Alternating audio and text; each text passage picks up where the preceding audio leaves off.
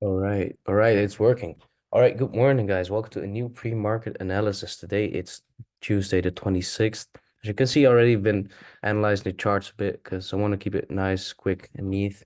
For today, what we can see, we had that strong candle push on the daily to the downside last Thursday and Friday, and then on Monday, yesterday, we had that candle to the upside, although it looks like a full candle.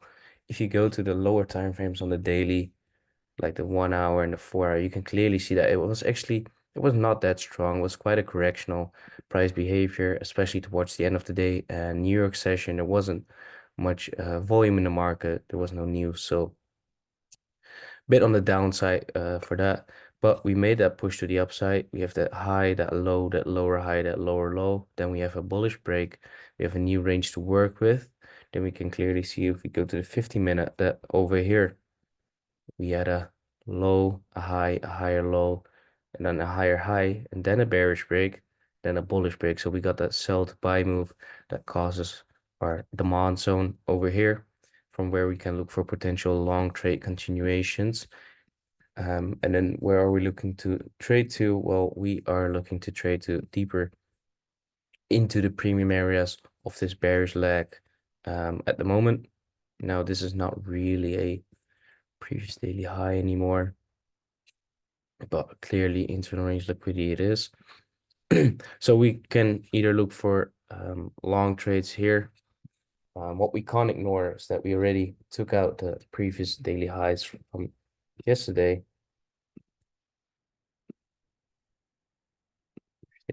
We got previous daily lows.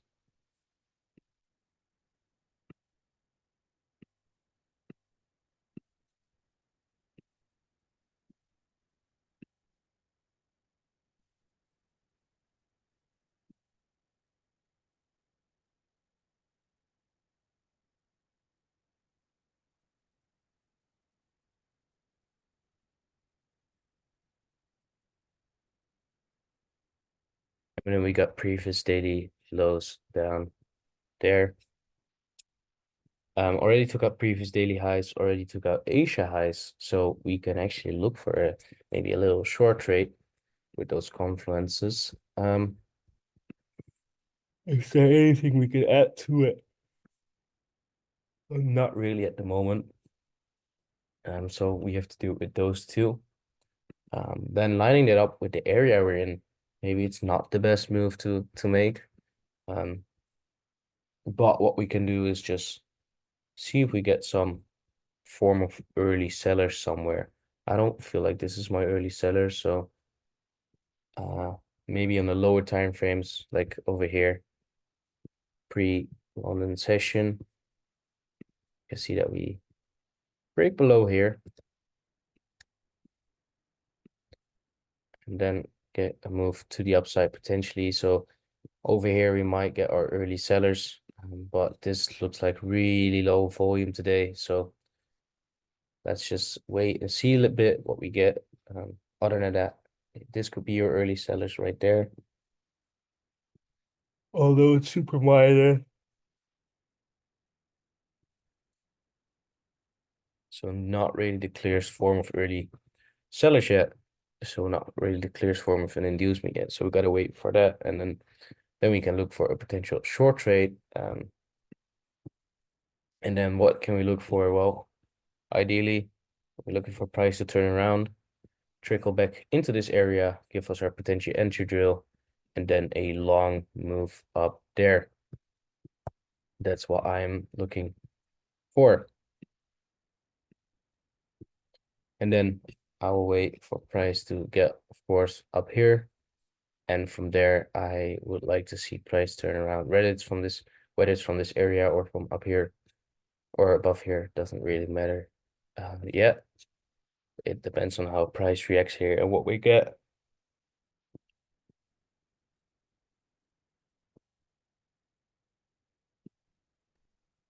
Um,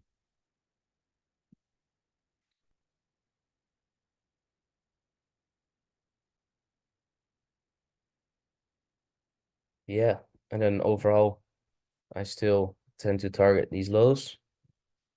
What I can't ignore, of course, is that we are building up liquidity here, the upside, which is looking pretty clean.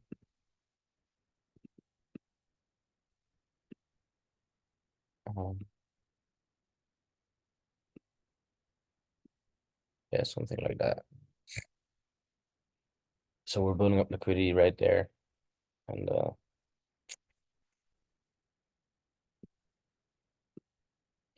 that can that can cause price to move up higher. But we got to see once we get around these areas how price reacts from that area. But for now, for today, EU looking for longs from here and shorts from there. Then GU is not that clean. It's building up a lot of liquidity here.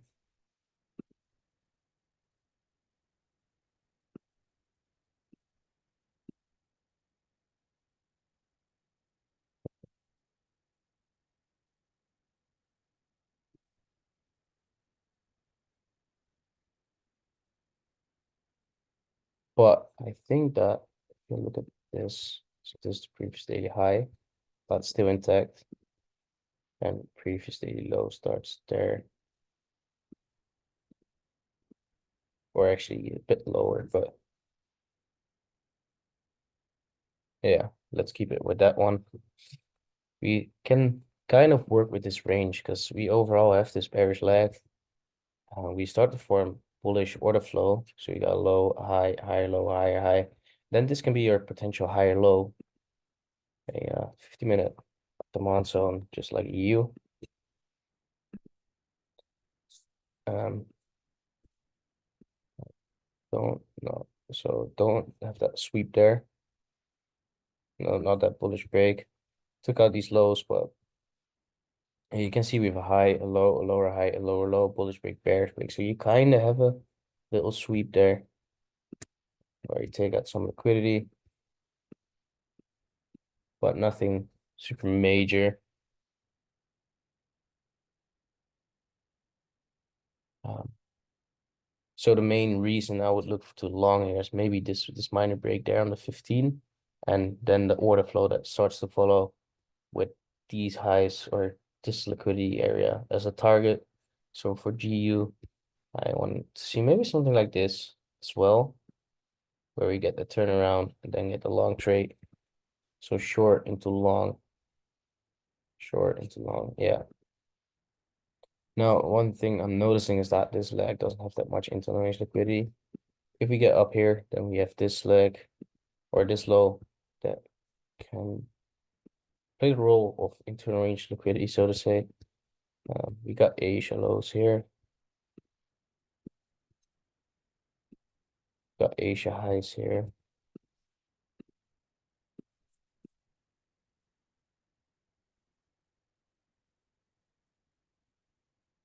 Yeah.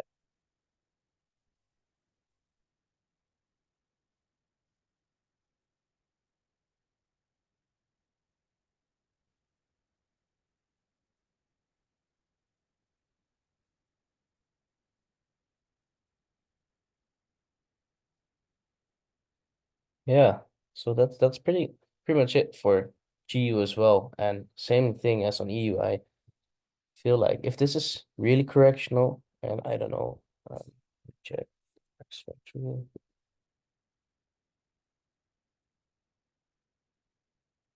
So we've got some news later today coming out that might cause some reaction in the market, of course. Um, maybe we get a little move from the area we're in right now, because there is a supply zone there, just not in the premium.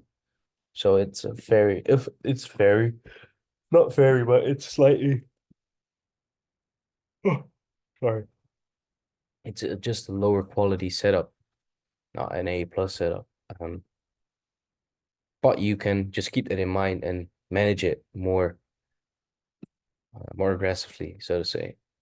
So go earlier break even, or even just give it the room. Actually, you might, depends on how you trade, you might manage it more strictly, more aggressively, or you might say, yeah, no matter the type of setup, whether it's an A plus or non A plus, I just leave it running and yeah. But for me personally, I would manage it maybe slightly more aggressively because that sell area can be, or that sell move we get here, if we get a sell move, can be an inducement for a price to move up higher. So that's my idea behind it. And then with the idea of not being in a premium yet, I I like to manage it more aggressively with a higher chance of going break even and missing out on profits as well. But that's the risk, of course. So interesting, DXY got up there. Another strange wick.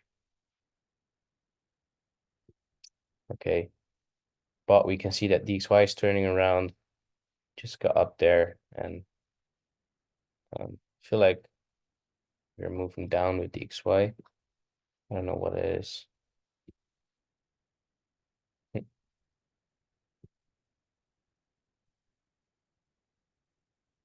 Like there was some market closure or something. We just missed random candles.